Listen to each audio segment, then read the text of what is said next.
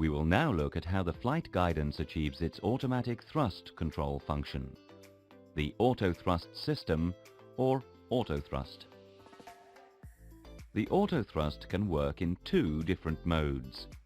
Speed mode. The Autothrust continuously adjusts the thrust in order to maintain a target speed or Mach, e.g. during cruise or approach. Thrust mode. The Autothrust sets a given thrust, e.g. max climb or idle. The Autothrust modes are automatically linked to Autopilot Flight Director vertical modes. When Autopilot Flight Director vertical mode controls a trajectory, e.g. altitude hold, vertical speed, glide slope, the Autothrust is in speed mode. When Autopilot Flight Director vertical mode adjusts the aircraft pitch in order to keep a target speed or Mach, e.g. climb, descent, the Autothrust is in thrust mode. The main Autothrust controls available for the pilots are the thrust levers. On the Airbus fly-by-wire family, the Autothrust does not back-drive the thrust levers while it adjusts the thrust. Let's have a closer look at them.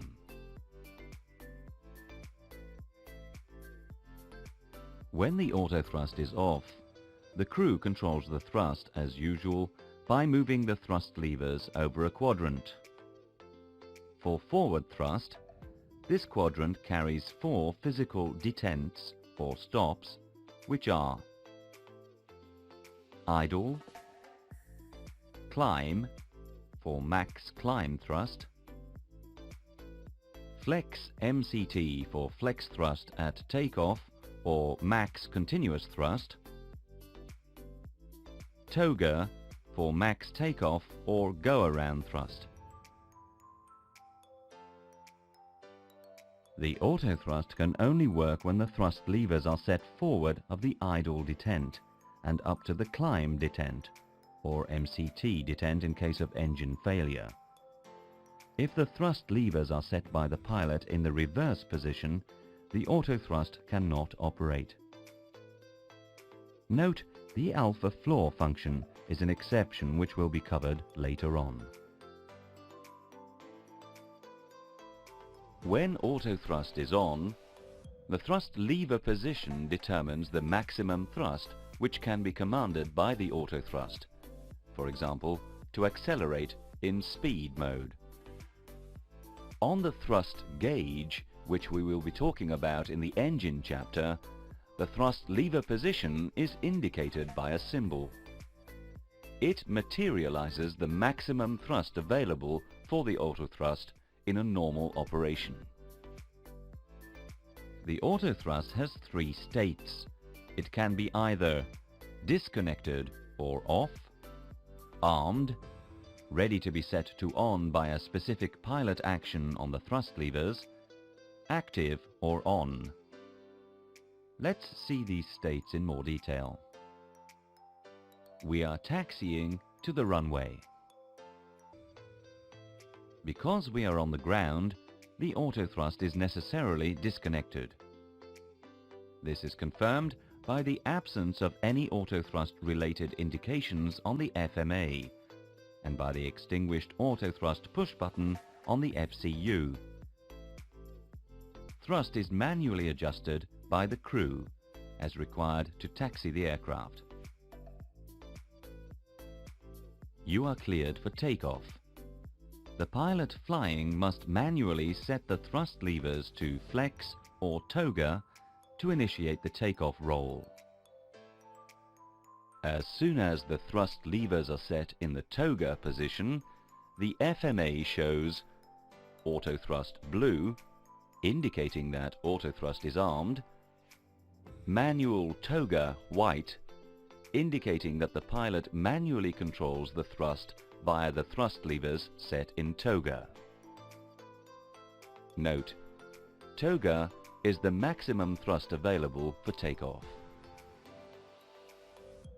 At the same time, on the FCU, the Autothrust push button light illuminates in green. The fact that the Autothrust is armed means that it is ready to be engaged by a pilot action on the thrust levers. Note that when the Autothrust is armed, the pilot has manual control on the thrust with the thrust levers. Crossing the thrust reduction altitude, thrust red altitude, the pilot must manually set the thrust levers to climb detent. On the FMA, a flashing lever climb prompts the pilot to set the thrust levers back into climb detent. Set climb thrust now. Notice that on the FMA, Autothrust white indicates that the Autothrust is on, thrust climb green indicates that the Autothrust is in thrust mode. Since the thrust levers are set to climb and the autopilot commands a climb mode, the Autothrust commands thrust climb. The white boxes around the modes highlight the fact that a mode change has occurred on the FMA. Note, the Autopilot 1 vertical mode adjusts the pitch to maintain the takeoff scheduled target speed. In normal operation, when Autothrust is on, the levers are left in the climb detent throughout the flight until the flare. The Autothrust adjusts the thrust as required between idle and max climb, but the thrust levers, not being back-driven by the Autothrust, remain in the climb detent as set by the pilots. Crossing the acceleration altitude, AC-alt, the FM climb phase is initiated. The Autothrust maintains climb thrust, while the vertical mode, climb, adjusts the pitch to accelerate the aircraft towards the new speed target. The initial climb speed here is 250 knots. If at any moment the pilot needs some additional thrust, he will push the thrust levers forward from climb detent. He will then manually control the thrust. In that case, manual thrust is displayed in white on the FMA. Autothrust is displayed in blue, since the Autothrust is armed. Whenever the pilot brings the thrust levers back into climb detent, the Autothrust is automatically back on in the appropriate mode. Note that the Autothrust may be on in flight, provided the thrust levers are set between idle and climb detent, all engines operating, or in between idle and MCT, one engine inoperative. Beyond these detents, the pilot has manual control on the thrust. When the aircraft reaches the target altitude, Autopilot Flight Director switches to altitude mode. The Autothrust switches to speed, Mach mode, as indicated on the FMA. In this mode, the Autothrust continuously adjusts the thrust to maintain the target speed, Mach. Autothrust is also in speed mode when Autopilot Flight Director vertical modes are vertical speed or flight path angle, GS, and generally during the approach. We are now in approach, just before flare. You fly the aircraft manually with the Autothrust engaged. Note that the Autothrust is in speed mode. During a hand-flown flare, the pilot has to reduce the thrust for landing. He will do so by bringing the thrust levers back to idle at about 20 feet. Note, if he does not do so, the Autothrust will increase thrust to maintain the speed. A retard auto call-out comes up at about 20 feet as a reminder to retard the thrust levers. thrust levers are now set to idle. This turns the autothrust off. Note that on the FMA, the white autothrust indication is no longer displayed. The FMA autothrust column is blank. On the FCU, the autothrust push button is now extinguished.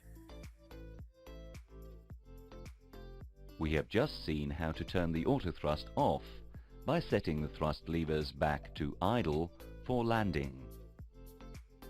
The recommended procedure to set the autothrust off in flight in order to avoid any thrust change at autothrust disconnection is 1.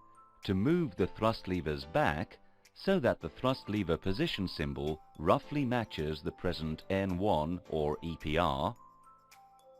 2. To press the instinctive disconnect push button located on the thrust levers. Note: pressing at least one push button for more than 15 seconds will inhibit the autothrust, including alpha floor protection, for the remainder of the flight. When the autothrust is off during flight, in order to turn it on again, press the autothrust push button on the FCU, with the thrust levers in or below climb detent. Note: you can disconnect the autothrust by pressing the autothrust push button on the FCU. This is not the standard recommended procedure.